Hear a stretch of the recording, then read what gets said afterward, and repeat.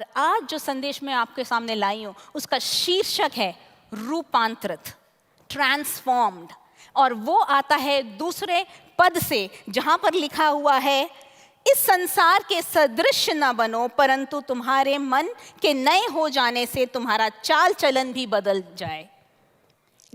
इस संसार के, और एक और लाइन में अगर मैं वो टाइटल को बोलूं तो, इस संसार के सदृश न बनो परंतु प्रभु में रूपांतरित हो।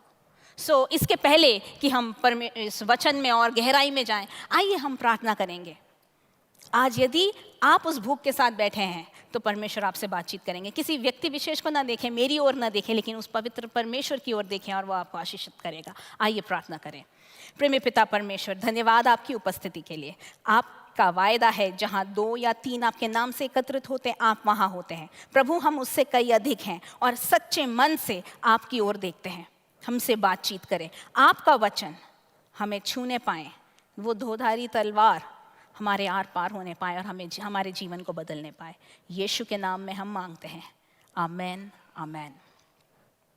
तो जैसे मैंने कहा, हम जब प्रभु में आते हैं, नया जीवन पाते हैं, तो आप सब ने ये पद जरूर पढ़ा होगा, 2 कुरिन्थियों 5:15, 2 Corinthians 5:15, जो क्या कहता है, यदि कोई मसीह में है तो वो क्या है, एक नई सृष्टि है, पुरानी बातें बीत गई, सब कुछ नया हो गया। If anyone is in Christ, he is a new creation, all things have passed away, everything has become new। ये वर्ड्स हम बचपन में ही याद करते हैं और रट लेते हैं, याद रहता है, लेकिन क्या है इसका अर्थ?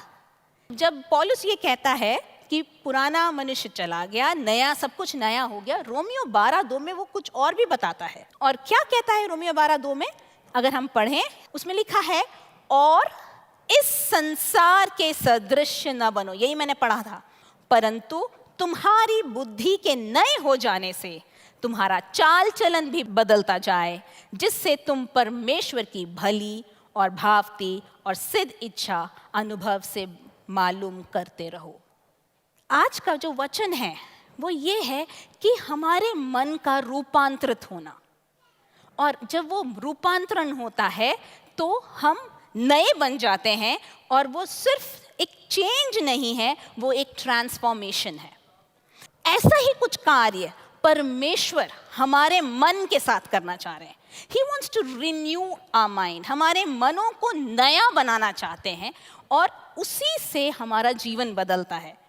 कई बार हम क्या करते हैं, जब हम प्रभु में आ जाते हैं, जैसे मैंने बोला, एक हमें लगता है हम नए मनुष्य हैं, अब हम पुराने जैसे नहीं जिएंगे। हम अपने चाल चलन को, अपने रहने के ढंग को बदलने की कोशिश करते हैं। हम अपने चाल चलन को ऊपर से बदलने की कोशिश कर रहे हैं, लेकिन हमारा मन परिवर्तन नहीं हुआ, हमारा हृदय परिवर्तन नहीं हुआ है। We have not renewed our mind.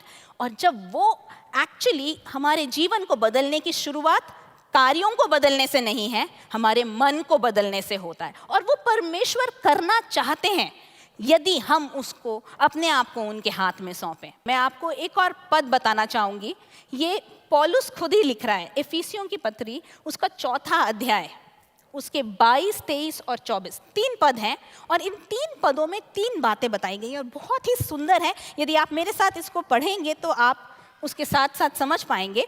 22वां पद यहाँ ऐसा लिखा है कि तुम पिछले चाल चलन के पुराने मनुष्यत्व को, जो भरमाने वाली अभिलाषाओं के अनुसार भ्रष्ट हो जाता है, उतार डालो। बहुत लंबा सेंटेंस था, ज़्यादा कुछ समझ में नहीं आया तो इतना समझ लीजिए क्या बोल रहा है, अपने पुराने मनुष्यत्व को उतार डालो। दी ओल्ड मैन, जो दुनियावी, जो पुराना मनुष्यत्व है, उसे उतार डालो। और 24वें पद में क्या कहता है, और नए मनुष्यत्व को पहन लो, जो परमेश्वर के अनुसार सत्य की धार्मिकता और पवित्रता में सृजा गया है। वेयर द न्यू मैन, पुराने मनुष्य को उतार दो और नए को पहन लो। लेकिन इसके बीच में अगर हम 23वां पद, 23rd पद पढ़ेंगे तो कैसे करना है वो बताया है। करना तो है, लेकिन कैसे करना है वो 23वें पद में क्या कहता है कि पुराने मनुष्य को उतार डालो। 22वें पद में कहा, और उसके बीच में कहता है, और अपने मन के आत्मिक स्वभाव में नए बनते जाओ। मन के आत्मिक स्वभाव, द माइंड, कहीं पर बुद्धि बोला गया है, कहीं पर हृदय। I mean it is our mind जो बदलने के लिए बोला गया है। तो पुराने मनुष्यत्व को उतार के नए मनुष्यत्व को पहनने के बीच में एक कार्य होना है, हमारा मन का नया होना, आत्मिक स्वभाव में एक नयापन आना। और यदि हम देखें तो कुलोसियों 3:2 से लेके अगर 8वें पद तक वो कंटिन्यूस काफ़ी चीज़ें बताई हुई हैं, लेकिन मैं 5वें पद को पढ़ना चाहूँगी। यहाँ पे 5th वर्स में लिखा हुआ है, इसलिए उन अंगों को मार डालो जो पृथ्वी पर हैं, अर्थात मतलब वो ओल्ड जो पुराना मनुष्यत्व में क्या क्या था, व्यभिचार, अशुद्धता, दुष्कामना, बुरी लालसा और लोभ। परमेश्वर बोल रहा है ये सब हटा दो। हम कहेंगे अरे ये सब तो चला गया, हम नए हो गए। लेकिन 7वें और 8वें पद में क्या लिखा हुआ है, और तुम भी जब इन बुराइयों में जीवन बिताते थे तो इन्हीं के अनुसार चलते थे। पुराना मनुष्य तो हम भी यही सब करते थे, लेकिन आगे अब क्या कह रहा है, अब तुम भी इन सब को अर्थात क्रोध, रोष, बैर भाव, निंदा और मुंह से गालियां बकना, ये सब बातें छोड़ दो। तो आप कहेंगे कि ये क्या कैसे करें? आफ्टर ऑल कैसे हम वो पुराने मनुष्यत्व को उतार सकते हैं, नए मनुष्यत्व को पहन सकते हैं? एक चीज़ और मैं ये मन के विषय में, इसके पहले कि मैं कैसे करेंगे उसमें जाऊं, आपको बताना चाहूँगी। जब हम मसीह में नहीं थे, हम जब मसीह को नहीं जानते थे, जब हम दुनिया में थे, तो हमारा मन कैसा था? दुनिया के अनुसार था। It was a carnal mind, English में कहते हैं it was a carnal mind. और रोमियो 8:7 में लिखा हुआ है, क्योंकि शरीर पर मन लगाना परमेश्वर से बैर रखना है। तो जब हम मसीह को ग्रहण करने के पहले मन शरीर की बातों पे लगा था। किस पे लगा हुआ था? शरीर की, शारीरिक, फिजिकल। हमें अच्छे से ड्रेस होना है, या हमें अपने आप को रखना है, खूब पैसा कमाना है, हमें ऑल द फिजिकल थिंग्स, अपने जो चीज़ मुझे आनंद देती है मैं वो करने को, मुझे आज़ादी है। हम उस तरह थे। और क्या कहता है वचन कि परमेश्वर से, इस संसार से जब प्रेम करते तो वो परमेश्वर से दुश्मनी था, तो वो हम परमेश्वर से बैर रख रहे थे। दूसरी बात, ये कार्नल माइंड का क्या था? ये कार्नल माइंड जो शारीरिक बातों पर जो था, वो क्या है? संसार के सदृश बनना। It's like conforming to the world.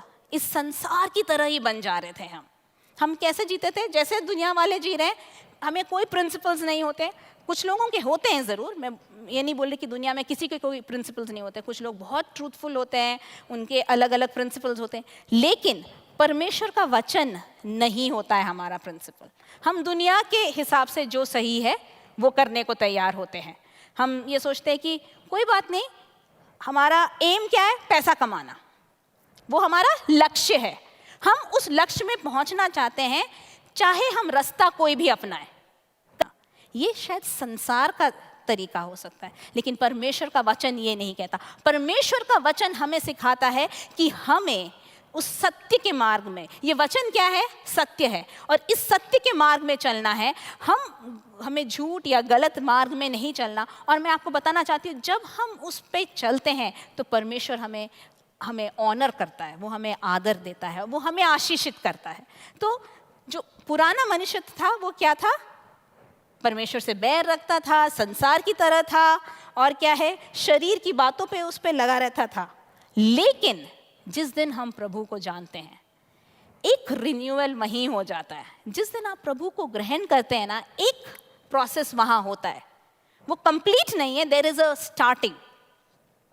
And वो स्टार्टिंग क्या है? एक चेंज परमेश्वर करता है। वो हमारे कार्नल माइंड को हटाकर एक स्पिरिचुअल माइंड, एक आत्मिक मन हमारे अंदर देता है। और वचन कहता है कि जब जो स्पिरिचुअल या वचन आत्मिक मन वाले होते हैं, वो कैसा है? पवित्र आत्मा के द्वारा चलाए जाते हैं। ये लोग पवित्र आत्मा के द्वारा चलाए जाते हैं। What is it? The spiritual mind is a sound mind. First it is a mind that is led by the spirit, पवित्र आत्मा के द्वारा चलाए जाते हैं। दूसरा, एक संयम की आत्मा, साउंड माइंड है। तीसरी बात है, हम मसीह के मन को पाते हैं। हम मसीह के मन को पाते हैं। इस सब काम में आप सोचेंगे, अरे आपने बोला कि पहला पुराना वॉज अ कार्नल माइंड, जब हमने प्रभु को ग्रहण किया स्पिरिचुअल माइंड। अब क्या, अब तो हो गया सब खत्म। तो वाई रिन्यूअल ऑफ माइंड क्यों होना है? क्योंकि हम मनुष्य हैं और कई बार हमारे जीवन में क्या होता है, हमारा ये स्पिरिचुअल माइंड में भी हम बीच बीच में डबल माइंडेड हो जाते हैं। और याकूब क्या कहता है, अ double minded person is unstable in all his veg. ये दो चित्ता व्यक्ति, हिंदी में कहा गया है दो चित्ता व्यक्ति, दो चित्त वाला, ये करें वो करें, इस राह में चले, प्रभु के पीछे चले या दुनिया के पीछे चले, थोड़ा सा ये कर ले थोड़ा सा वो कर ले। वैसा एक व्यक्ति वो चंचल होता है, सारी बातों में चंचल होता है, ये कहता है याकूब की पत्री में। तो हमें वो डबल माइंडेड वाला रिलेशनशिप से पूरी तरह माइंड ऑफ क्राइस्ट, यीशु का मन पाने के उस प्रोसेस में आना है। और वो कब होगा, जब हम अपने आप को परमेश्वर के हाथ में समर्पित करेंगे। हम बोलेंगे प्रभु मेरे मन को आप बदलिए, यू रिन्यू माई माइंड, मेरे मन को नया करें, और तब ही वो बदलाव आता है। और ये जो मैं इस नयापन, नया करने वाले वो जो शब्द को रोमन्स में अगर देखें 12:2 में लिखा है, do not conform to the world, इस संसार के सदृश न बनो, but be transformed by the renewing of your mind. हम रिन्यू ऑफ द माइंड, हम सुन रहे हैं मन को नया कैसे करें, लेकिन ये ट्रांसफॉर्म्ड वर्ड पर कुछ बातें जरा बताना चाहूँगी। ये ट्रांसफॉर्मेशन क्या है? इट्स इंग्लिश में 2 वर्ड्स हैं, चेंज एंड ट्रांसफॉर्म। हिंदी में भी 2 शब्द दे सकते हैं इनको, एक है बदलाव, दूसरा है रूपांतरण, ट्रांसफॉर्मेशन। चेंज बोले तो उतना भयंकर नहीं लगता हमको, अच्छा आपने फ़ोन चेंज कर लिया है, और लेकिन वही फ़ोन जब पूरी तरह नया बन जाता है, एक MI को आप आईफोन की तरह ट्रांसफॉर्म कर दे तो आपको लगे वाओ व्हाट अ ट्रांसफॉर्मेशन, एक रूपांतरण, पूरी तरह बदल जाना। एक और उदाहरण मैं दूंगी ये ट्रांसफॉर्मेशन का। यदि ये हम लोग अपने ज़िंदगियों में आसपास देखते हैं, हम सबको पता है एक कैटरपिलर है ना, वो तितली, उसके पहले उसकी लाइफ साइकिल को जब बच्चे भी पढ़ते हैं, उसके लाइफ साइकिल को क्या है, पहले वो एक कैटरपिलर रहता है, उसके बाद प्यूपा बनता है। उस समय तक क्या कोई भी सोच सकता है कि ये एक इतनी सुंदर तितली बनेगी? नहीं।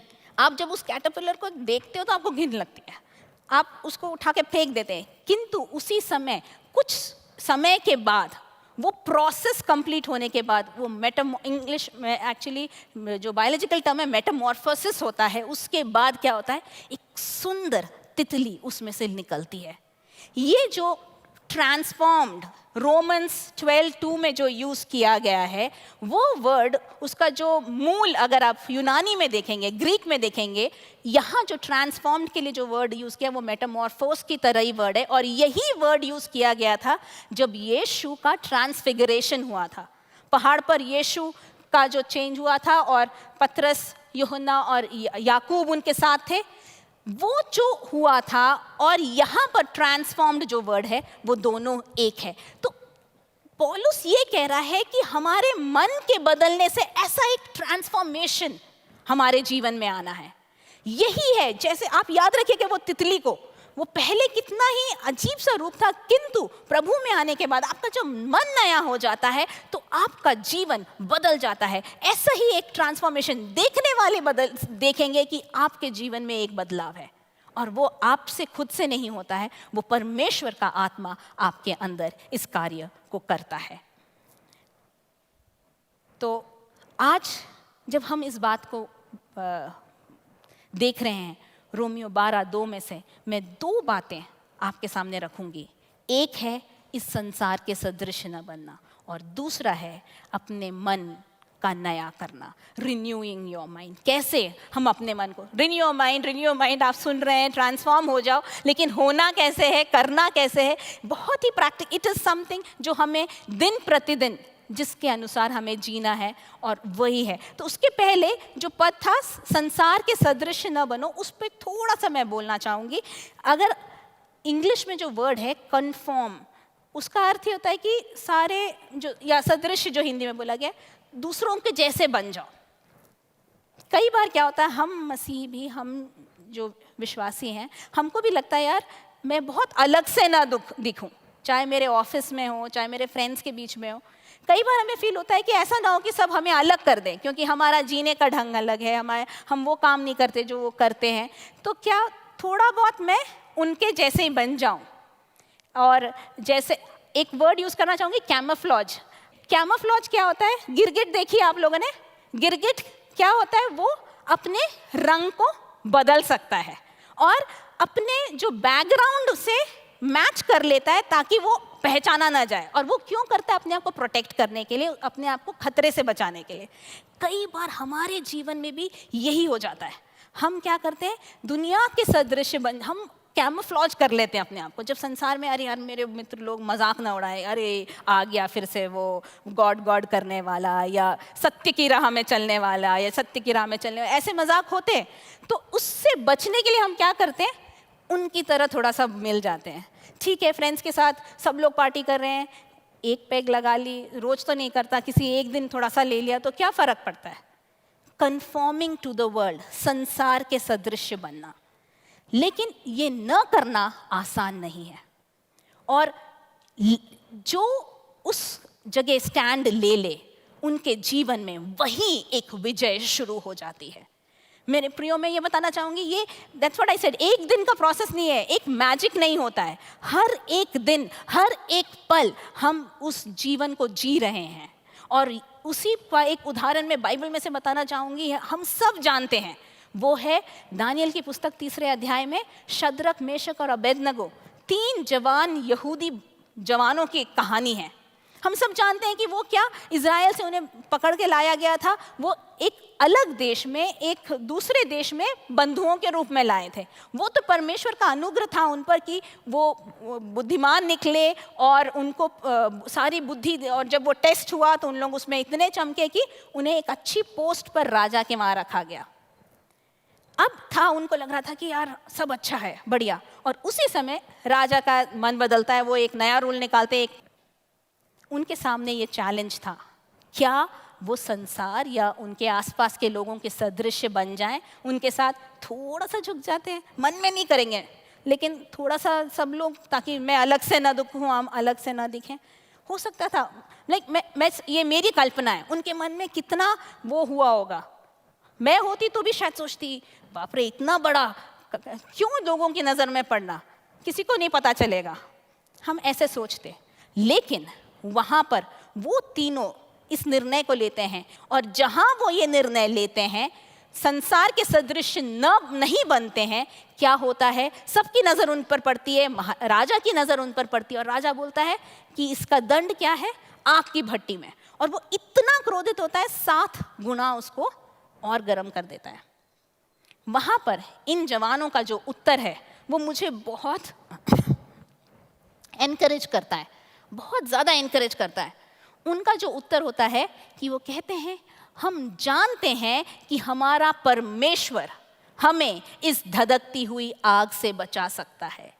वो they knew their God, simple सी बात है, वो अपने परमेश्वर को जानते थे। और उसके बाद वो एक और सेंटेंस बोलते हैं, यदि वो हमें न बचाए तो भी हम इसके सामने नहीं झुकेंगे। वो क्या था? यदि जो हम अगर ना बचाए, क्या वो उनके मन में शक था? क्या थोड़ा सा डाउट था, अरे यार हो सकता है परमेश्वर न बचा पाए? नहीं, जो मुझे समझ में आया, उनका विश्वास अटल था। They were strong in faith कि परमेश्वर उन्हें बचा सकता है। लेकिन उनको ये था कि हो सकता है परमेश्वर की योजना कुछ और हो। परमेश्वर के विश्वास में, उनके विश्वास में कोई कमी नहीं थी, लेकिन उनको पता नहीं था परमेश्वर की योजना उस परिस्थिति से क्या है। इसीलिए वो कहते हैं, यदि वो न बचाए तो भी हमको उससे परवाह नहीं, हम उस परमेश्वर के सामने ही झुकेंगे और किसी के सामने ना झुकेंगे। यही विश्वास हमारे जीवन में होना चाहिए। We should not conform to this world, इस संसार के सदृश नहीं बनना, किंतु वो ट्रांसफॉर्मेशन, वो रूपांतरण हमारे जीवन में आना जरूरी है। क्योंकि याकूब 4:4 में लिखा है, संसार का मित्र होना, कोई भी व्यक्ति जो संसार का मित्र होना चाहता है वो अपने आप को परमेश्वर का बैरी बनाता है। जो कोई संसार का मित्र बनना चाहता है वो अपने आप को परमेश्वर का बैरी बनाता है। संसार से मित्रता, परमेश्वर से दुश्मनी या शत्रुता। सो जरूरी है कि हम इस संसार के सदृश न बने। और दूसरी बात मैंने कहा, एक तो संसार के सदृश न बने, फिर हम अपने वो ट्रांसफॉर्मेशन या वो रिन्यूअल, वो नयापन, वो रूपांतरण कैसे हमारे जीवन में लाए। बहुत ही सिंपल 4 पॉइंट्स, बस इसको याद रखें। ये हमारे प्रैक्टिकल लाइफ से रिलेटेड है, घबराइए नहीं। 4 बहुत बड़े बड़े पॉइंट्स नहीं है, सिंपल सी बात है। सबसे पहले किस तरह हम मन को रूपांतरित कर सकते हैं, वो है परमेश्वर के वचन को पढ़ें, अध्ययन करें, मनन करें और उसे अमल में लाएं। परमेश्वर के वचन को पढ़ें, अध्ययन करें। सबसे पहले तो रीड द वर्ड। सबसे पहले तो हमें पढ़ना है वचन को, क्योंकि क्या होता है, ये शायद हम सब के जीवन में एक प्रैक्टिकल, मेरे जीवन में भी हुआ है। कई बार ना वचन पढ़ने में ही मुश्किल होती है कि वचन पढ़ो तो भी दिमाग में आता, अरे वो काम रह गया, अरे इसको फ़ोन करना था, उसको ये बात बोलनी थी। मेरे साथ भी तो बहुत होता है। और सबसे फर्स्ट प्रॉब्लम यही आती है कि हम पढ़ नहीं पाते हैं। लेकिन पढ़ना काफ़ी नहीं है, उसको क्या करना है, उसको स्टडी करना है। There is a lot of difference in reading and study. हम बच्चों को भी बोलते हैं चैप्टर पढ़ो, ढर्र करके सारे चैप्टर पढ़ लिया, उसमें से एक सवाल कर लो उनसे तो कुछ नहीं आता होगा।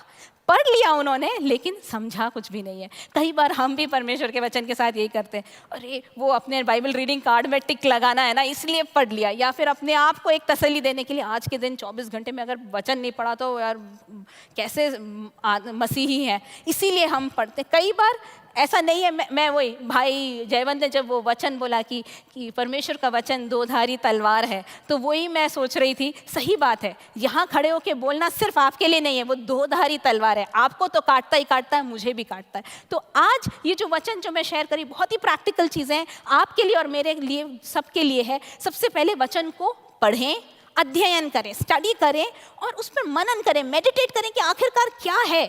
कई बार हम सुबह पढ़ते हैं और शाम तक भूल भी जाते हैं कि पोर्शन क्या था, क्या पढ़ा था। लेकिन उसको मेडिटेट करें और आखिरकार इस पॉइंट पे क्या, वो उसे हमारे जीवन को बदलने दें। Let that word change our lives. एक उदाहरण मैं यहाँ बताना चाहूँगी। यदि सोच लीजिए मेरे पास एक ग्लास है जिसमें गंदा पानी है, ठीक है, ये कुछ इसी तरह हमारा जीवन है। मैंने बोला ना, कार्नल माइंड, हमारा पुराना मनुष्यत्व। अब क्या है, जब हम प्रभु में आ जाते हैं तो सोचिए, अगर हमको ये साफ करना है ये पानी, हम उसको उठा के पूरा ऐसा फेंक नहीं सकते, ठीक है, उसे खाली एकदम से खाली नहीं कर सकते। आपको उसको लेकिन फिर भी क्लीन करना है, साफ करना है। क्या करेंगे, इस पानी के ग्लास को ले जाइए, एक फ्रेश पानी के नल के नीचे रख दीजिए। अच्छा पानी गिरेगा, वो गंदा पानी बाहर आता जाएगा। Is it right? सही में ऐसा होगा? कुछ समय बाद जब वो नल के नीचे से रखा रहेगा तो वो गंदा पानी निकलता जाएगा, अच्छा पानी भरता जाएगा। और क्या होगा, ये पानी आप देखेंगे, वो स्पीड के हिसाब से देखेंगे, 1 घंटे बाद या कुछ समय बाद क्या हुआ, वो ग्लास का पानी साफ हो गया। हमारा जीवन भी ऐसा है। पुरानी बहुत सी चीजें, बहुत गंदगी, बहुत पाप है, लेकिन जब परमेश्वर का वचन रूपी ये पानी जब हमारे जीवन के अंदर हम भरते हैं तो वो गंदगी निकल जाती है। और ये कितने जल्दी होगा, वो इस पे भी डिपेंड करता है कि टैप का स्पीड ज़्यादा है या कम है। आप धीमा रखेंगे टैप तो टिप टिप थोड़ा थोड़ा पानी गिरेगा, उतने जल्दी साफ नहीं होगा। उस टैप को तेजी से खोल दीजिए, जल्दी पानी भरेगा, साफ पानी भरेगा और गंदा पानी हट जाएगा और थोड़ी देर में आपको वो ग्लास साफ पानी से भरा हुआ दिखेगा। मेरे प्रियो, हमारा जीवन अगर बदलना है तो ये परमेश्वर का वचन, जितना आप इस पर मनन करेंगे, जितना आप इसके अंदर जाएंगे, जितना इसको अपने आप को रूपांतरित करने देंगे, उतना आपके जीवन में बदलाव आएगा। दूसरी बात, अपने विचारों पर नियंत्रण लें। हम कहते हैं कई बार कि अरे मेरे विचारों पे मेरा कंट्रोल ही नहीं है। ऐसा नहीं है। कई बार गलती से गलत विचार आ जाते हैं। मेरे प्रियो, जैसे ही गलत विचार आते हैं, आपके अंदर एक आवाज़, वो पवित्र आत्मा आपको पिंच करता है कि ये नहीं सोचना है। और वो उसी तरह है जिस तरह एक टीवी का रिमोट आपके सामने। हो सकता है आप कमरे में पहुंचे, टीवी पे कुछ ऑन था जो आपको नहीं देखना चाहिए, तो आप क्या ये बोलेंगे, अरे मैं तो देखना नहीं चाहता, तो वो चल रहा था, क्या करूं। लेकिन एक रिमोट नामक चीज़ बनाने वालों ने भी दी हुई है आपके हाथ में, ठीक है, उस पे एक ऑन और ऑफ बटन भी होता है, चैनल चेंज का बटन भी होता है। उसी तरह परमेश्वर ने आपको ये एबिलिटी दी है कि आप अपने विचारों को नियंत्रण में रखें।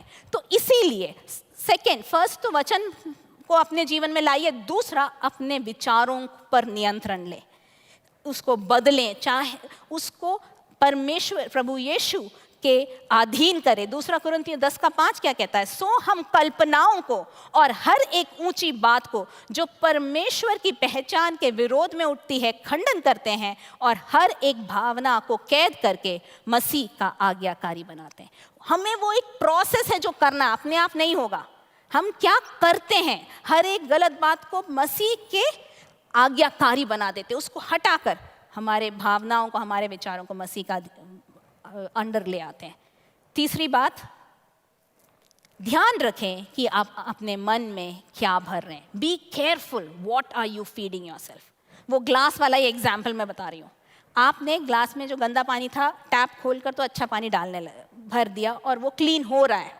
उसके बीच में यदि आप थोड़ा थोड़ा गंदा पानी फिर से डालते जाएं, तो क्या वो ग्लास का पानी साफ हो पाएगा? नहीं हो पाएगा, क्योंकि क्या आप फिर से उसमें गंदा पानी डाल रहे हैं। यही होता है जब हम कुछ छोटी छोटी गलत चीजें हमारे जीवन में लाते हैं। So be careful what are you feeding yourself. आपको लगता होगा अरे वो थोड़ा सा वो सीरियल देख लूँ, थोड़े से वो कुछ बातें फ्रेंड्स के साथ, एक कश ले लूँ, एक सिप ले लूँ।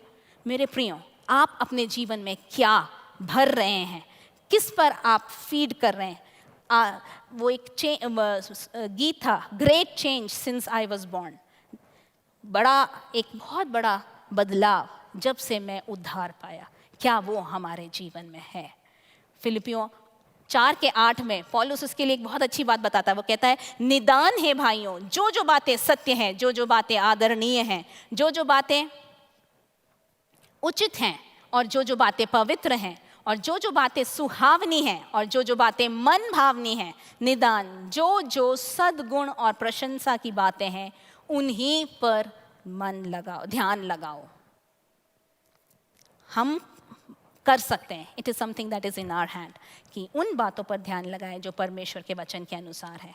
और आखिरी चौथा पॉइंट मैं बोलूँगी, परमेश्वर के साथ एक बहुत ही गहरा रिश्ता बनाना, to develop a close relationship with the Lord. पवित्र आत्मा के सामर्थ्य को मांगिए। जो मैंने आपको बताया था कि what are you feeding yourself, जो आत्मा के चलाए चलते हैं वो वचन के अनुसार चलते हैं, प्रभु के अनुसार चलते हैं। तो पवित्र आत्मा के अभिषेक को मांगिए परमेश्वर से, प्रभु आप मुझे मदद करें कि मैं अपने जीवन में एक रूपांतरण लाऊं। आखिरी एक पद पढ़ के बैठना चाहूंगी, वो है याकूब 4:8, जो कहता है, परमेश्वर के निकट आओ तो वह भी तुम्हारे निकट आएगा। हे पापियों, अपने हाथ शुद्ध करो और दुचित्ते लोगों अपने हृदय को पवित्र करो। Draw near to God and He will draw near to you। क्या आज हम तैयार हैं उस परमेश्वर के पास आने के लिए? मैंने 4 बातें आपको सिंपल बताई। वचन पढ़ें, उसमें मनन करें, उसके अनुसार अपने जीवन को जिएं, अपने विचारों पर नियंत्रण लें। आइए हम प्रार्थना करें। स्वर्गीय पिता, प्रभु हम आपके वचन के लिए धन्यवाद देते हैं, इस समय के लिए धन्यवाद देते हैं। प्रभु हम अपने आप को समर्पित करते हैं। हाँ प्रभु, हम भी वो रूपांतरण चाहते हैं, जैसे वो तितली, प्रभु जी, एक कैटरपिलर से वो एक तितली बनती है, उसी तरह हम इस सांसारिक जीवन से बदलकर आपका मन पा सके, यीशु का मन पा सके। यही हमारी प्रार्थना है और आप हमें मदद करें, पवित्र आत्मा के अभिषेक से भरें, ताकि हमारे जीवन में वो बदलाव आ सके। सब कुछ आपके हाथों में समर्पित करते हैं, यीशु के नाम में, आमीन।